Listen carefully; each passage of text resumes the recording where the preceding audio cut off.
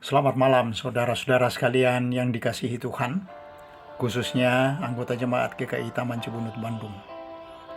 Salam sejahtera dan kiranya kita semua sehat, tidak lupa memakai masker, terutama kalau keluar rumah, dan selalu mengambil jarak 2 meter kalau ngobrol atau ngantri, dan selalu rajin mencuci tangan dengan sabun, sehingga kita selalu sehat dan dapat bekerja sebagaimana diatur pemerintah. Dengan demikian, baik diri kita maupun pekerjaan dan ekonomi kita, dua-duanya tetap terjaga dan sehat. Kita bertemu lagi dalam doa malam hari ini, Kamis 17 September 2020, dan kita akan merenungkan soal hati yang seirama dengan hati Tuhan dari Yunus 4 ayat 10 dan 11. Untuk itu, mari kita pertama-tama menyanyi dari KJ 381 ayat 1 dan 6. Yang Maha Kasih, yaitu Allah.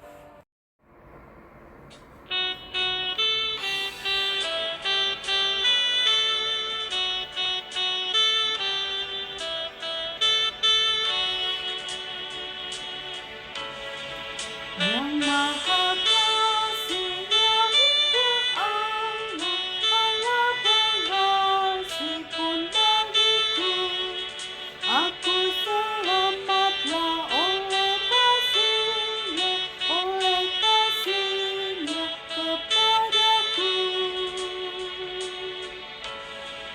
Sabda dan Roh-Nya penuh anugerah, sabda dan Roh-Nya mengundangku.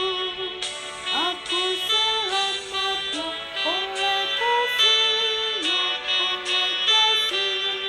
kepadaku.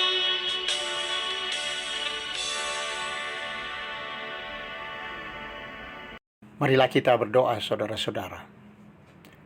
Ya Tuhan, kami bersyukur oleh karena Tuhan terus-menerus berbicara kepada kami untuk menyampaikan kabar baik dari Tuhan dalam keluarga, dalam gereja, dalam masyarakat, sehingga apa yang dikehendaki Tuhan kami boleh laksanakan. Berilah kami hati yang searah dengan hati Tuhan senantiasa, sehingga dimanapun, kapanpun kami disuruh memberitakan kabar baik, kami tunduk pada kehendak-Mu, keinginan-keinginan-Mu, dan memperlakukan kasih-Mu. Kami mohon dalam Tuhan Yesus Kristus. Amin. Marilah saudara-saudara kita membaca Yunus 4 ayat 10 dan 11. Lalu Allah berfirman, "Engkau sayang kepada pohon jarak itu, yang untuknya sedikit pun engkau tidak berjerih payah, dan yang tidak engkau tumbuhkan, yang tumbuh dalam satu malam dan binasa dalam satu malam pula. Bagaimana tidak aku akan sayang kepada Niniwe, kota yang besar itu, yang berpenduduk lebih dari 120 orang, yang semuanya tidak tahu membedakan tangan kanan dari tangan kiri, dengan ternaknya yang banyak?" Saudara-saudara, kita membaca dalam kitab Yunus ini tentang amarah seorang pesuruh kepada yang menyuruhnya, seorang hamba kepada tuannya. Yunus marah dan bertengkar hebat dengan Tuhan yang menyuruh dia ke kota Nineve. Sampai 2 kali Tuhan bertanya, "Layakkah engkau marah?" Ya, ayat 4 dan 9. Yunus jengkel dan marah karena Tuhan mengampuni dosa dan menyelamatkan orang Nineve. Inilah contoh hati seorang Yahudi yang agamanya benar-benar membuat ia menyimpulkan bahwa hanya orang Yahudi yang diselamatkan. Bangsa-bangsa lain akan binasa dalam neraka. Kata-kata Tuhan Yesus dalam Lukas 15 ayat 7 ayat 10, bahwa malaikat-malaikat di sorga akan bersuka cita karena seorang berdosa bertobat, tidak berlaku bagi mereka. Mereka berkata, malaikat-malaikat di sorga akan bersuka cita kalau orang berdosa dilemparkan ke dalam neraka. Dan begitu melihat pengampunan Allah berlaku juga atas bangsa Niniwe, bangsa lain, hati Yunus menjadi murung, bahkan marah. Ia bilang, lebih mati daripada melihat orang, bukan Israel, diselamatkan. Karena itu ia menjawab pertanyaan Tuhan itu. Selayaknya aku marah sampai mati. Ayat 9. Pikiran, perasaan, dan sikap manusia yang dibangun oleh agama yang eksklusif, tertutup untuk dirinya, tertutup untuk bangsanya sendiri, membuat orang itu menjadi keras kepada Tuhan, keras kepada orang lain, keras kepada diri sendiri.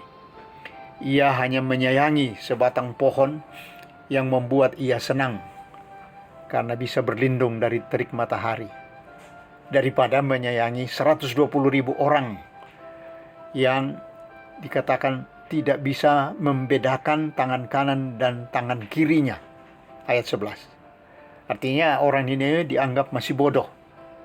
Ya, seperti anak-anak tidak tahu hukum, orang Niniwe juga tidak tahu hukum-hukum Tuhan seperti Israel tahu. Dalam Roma 3 ayat 20 dikatakan, oleh hukum Taurat orang mengenal dosa. Jadi orang Niniwe tidak menyadari bahwa mereka berdosa karena tidak mengenal hukum Taurat, hukum Tuhan. Inilah tidak atau belum bisa membedakan tangan kanan dari tangan kiri. Kasih sayang Allah bagi semua bangsa yang disampaikan kepada Yunus ternyata menjadi kata akhir dari buku ini yang kita baca tadi. Tidak terdengar lagi suara Yunus. Allah berdaulat untuk menyayangi, mengampuni, dan menyelamatkan manusia dari bangsa manapun, termasuk Niniwe. Siapa yang disuruh melayani Tuhan dan memberitakan firman-Nya harus tunduk dan menurut kemauan Allah. Jangan sampai agama kita membawa kita kepada pertengkaran dengan Allah, menjadi tertutup, murung, bahkan marah karena Tuhan mengasihi siapapun yang beda dengan kita. Bangsanya lain, sukunya lain, agamanya lain. Semoga tidak ada di antara kita yang melawan keinginan Allah dan menjadi keras dengan pikiran, perasaan, dan sikap kita di luar keinginan Allah yang Maha Kasih, Maha Pengampun bagi semua manusia. Dengan demikian, masyarakat kita akan bahagia karena kita semua hidup bersama dan bergaul di bawah pengaruh Tuhan Allah yang mengasihi dan mengampuni semua orang yang datang kepadanya. Amin. Marilah saudara-saudara kita berdoa. Ya Allah, Bapa kami semua, Bapa segala bangsa di bumi, terima kasih atas kasih dan pengampunan-Mu yang berlaku bagi siapapun yang datang kepadamu. Mohon ampun dan mohon belas kasih-Mu. Syukur, kasih, dan penerimaan-Mu tidak terbatas dan tidak dibatasi pada satu kelompok orang atau bangsa tertentu saja. Bantu kami menyesuaikan diri dan meluaskan kasih kami seluas kasih-Mu. Meluaskan penerimaan kami menurut ukuran-Mu. Sehingga bangsa-bangsa, termasuk bangsa kami, dapat hidup di bawah kebapaan-Mu yang mengasihi, merangkul, dan menerima kami sebagai satu keluarga-Mu sendiri. Kami menjadi saudara-saudara dalam keluarga manusia di bawah belas kasih dan kemurahan Tuhan. Tolonglah kami untuk terus-menerus bahu-membahu di bawah pengaturan pemerintah pusat dan daerah untuk mengusahakan hidup sehat dan ekonomi sehat. Biarlah hikmat Tuhan melimpah kepada Bapak Presiden Joko Widodo dan seluruh pembantu Presiden dalam mengurus bangsa ini, baik dalam mengusahakan persatuan dan hidup damai antar golongan dalam masyarakat, maupun dalam melawan wabah penyakit yang melanda masyarakat kami. Berkatilah usaha yang terus-menerus diusahakan pemerintah dan masyarakat agar berbuahkan kesehatan dan kemampuan menumbuhkan ekonomi, baik ekonomi keluarga ataupun ekonomi bangsa. Ada doa dan harapan bahwa dengan perjuangan ini, orang dapat bekerja lagi dan ekonomi tumbuh positif lagi. Demikian pun kiranya bangsa-bangsa mengalami kemajuan dalam usaha mereka, membangun kesehatan dan kemajuan hidup bangsanya. Hanya padamulah kami berharap banyak.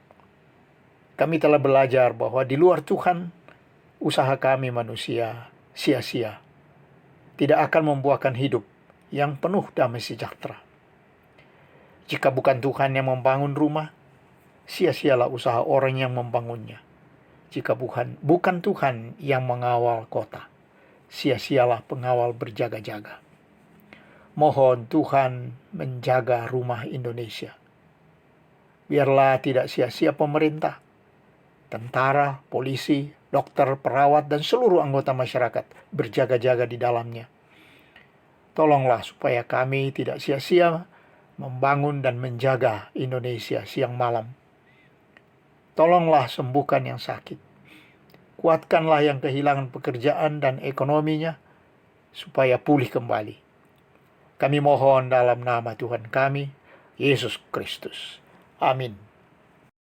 Marilah saudara-saudara, kita tutup doa malam ini dengan nyanyian KJ 381 ayat 7 dan 8. Sabda kasihnya penawar haus. Kasih surgawi sumber selamat. Dan dengan demikian kita mengakhiri doa malam. Selamat malam dan Tuhan memberkati semua. Amin.